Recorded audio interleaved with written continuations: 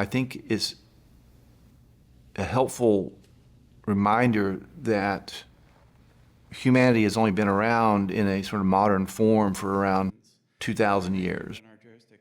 And in that time, we spent, 70, 80% of that basically doing about the same thing. And then in the last 200-300 years, we're in an entirely new world. Even my own parents, right? Dad was born in 27. Everything about the modern world is just different than what he experienced growing up. And that's going to be exactly the same thing for the next generation. So if you think of humanity and sort of the beginning of civilization down here, and here we are today, and there are 9 billion of us on the planet, there's a sense that we're at the end of something. And it's possible. But if we aren't, and we make good decisions, then we're actually at the beginning of a history that will include innumerable people whom our decisions today will affect. There may never be 9 billion people ever again alive at one time, but the total number of people over the next 100, 200, 500,000 years is enormous. We're just the beginning of humanity. If we leave them a planet that is depleted of resources, that the environment is uninhabitable, the climate has gotten to the point where it's not conducive to human flourishing, what have we left them? What will we do in the short term to shorten or minimize what those impacts will be? And so there's two schools of thought when it comes to how do we deal with climate change. A completely engineered solution, or stop doing what we're doing and perhaps Mother Nature will fix it on her own. There is this idea that you can completely engineer a climate change solution along the lines of like terraforming. And I'm not saying it's impossible. You have to violate the rules that we already have, create your own rules. And at that point, you're going to be making your own rules and creating an engineered solution in a cascade effect. It would be simpler, cheaper, and easier if we just backed off our CO2 emissions and see how that works. And then potentially look at other more radical engineered solutions. Part of the issue, too, is the value system of the society, right? Consumerism. If the goal is to make money by selling as much as possible, then you have to continually make or create need. And you create need, and then you generate more production, which is more extractive and has more consequences on the disposal end. So there are these treadmills, right, of production and consumption that speed up. And you've got companies that are competing with each other to sell more faster and to create more and more needs. So that whole way of thinking, that whole economic mindset, I think, has to be rethought and altered. How do we solve this problem?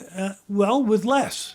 Fewer humans, less economics, less everything, and work on quality of life. I mean, families and friends and nature. Take a walk in nature and don't think you have to have a better car than your neighbor and show off your wealth. All of that stuff, it's just stupid. So you're talking about kind of a scaling back of human civilization over time. I think that's the only way we're going to make it. Certainly not by growth. There's a degrowth society that's out there and all kinds of similar organizations. But a lot of people understand this, if not exactly the way I do. I certainly have no magic answer that will allow us to continue to grow. That's for sure. And I don't even know if I have an answer that will allow us to continue at the level we're at. And we have to look into constraints on our own behavior as being probably the most important knowledge that we need for the future. What other option have you got? All these people you've interviewed, do they have any option to replace oil? Have you looked at the numbers? Do they give you the numbers? Conversely, do you ever think about or hear about degrowth as a concept? I think, yes, and it's not very popular. I don't talk about degrowth. There are absolutely people who are looking at where we are and what the planet needs and very much affirm the idea that we have to take a big step back. I don't think that is a pathway that's going to get you the public will that you're going to need to move forward. You can't stop growth and have a quality of life. I don't understand that philosophy. I don't, most of the people in the building and the farming and the ranching and the fishing, 95% of them, they just want to be productive. They want to pay their bills. They obey the law. They want to leave something good for their kids. That brings a better quality of life. Does it need to be managed well? Does government have a role there? Absolutely.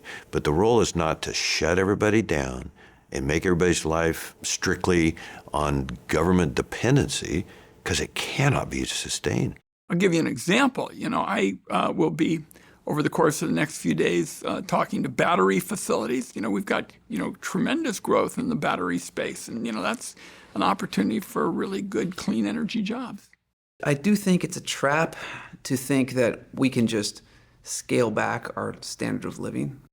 I just don't believe that that is a productive discussion, because I don't think we'll have that kind of consensus that I alluded to before for that transformational change. If we start saying, well, you need to change your standard of living, I don't think that ultimately would be successful. So I'm not an advocate for that.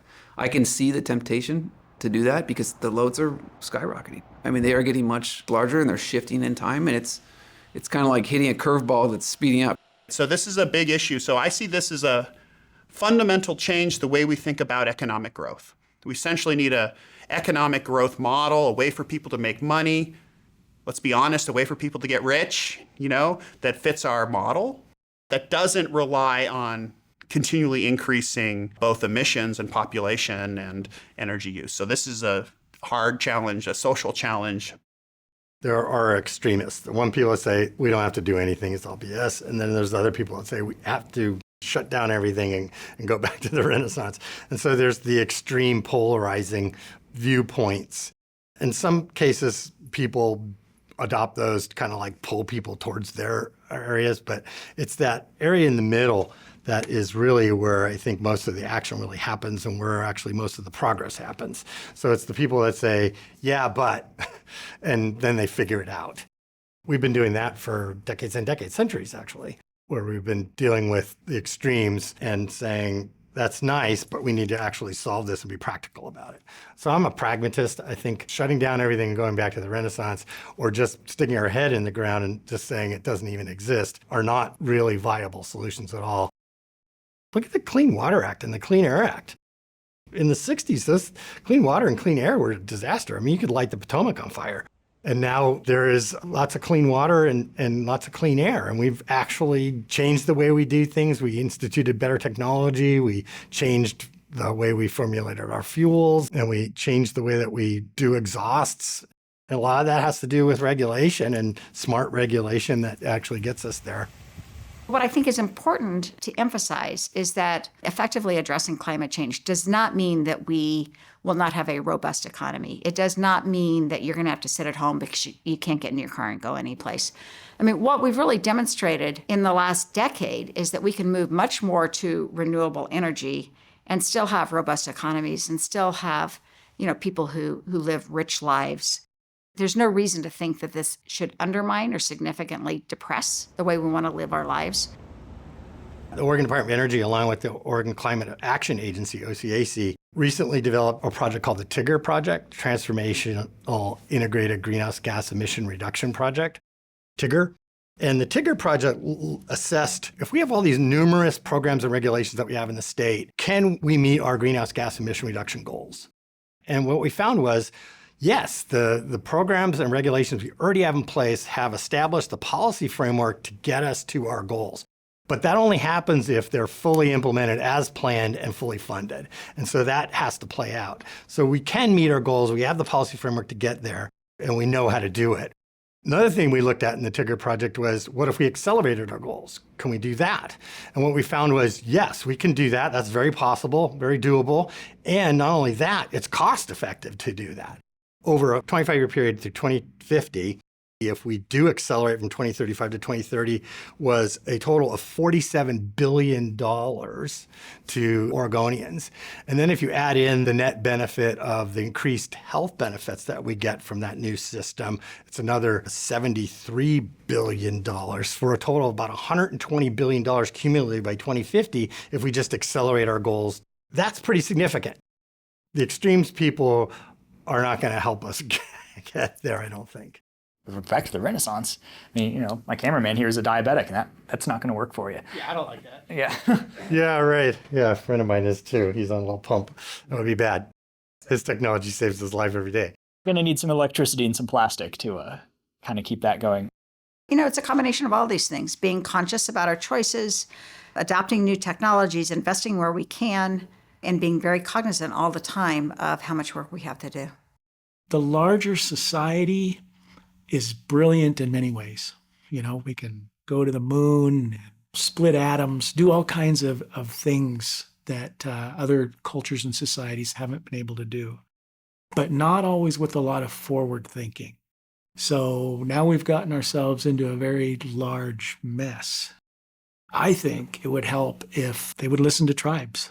I think tribes have a really good understanding of our homelands and how the ecosystems function, but also have the humility to try to think ahead, right? And to not move too quickly because it's monetarily rewarding or because it's expedient in terms of, that's solving a problem that's plaguing us right now.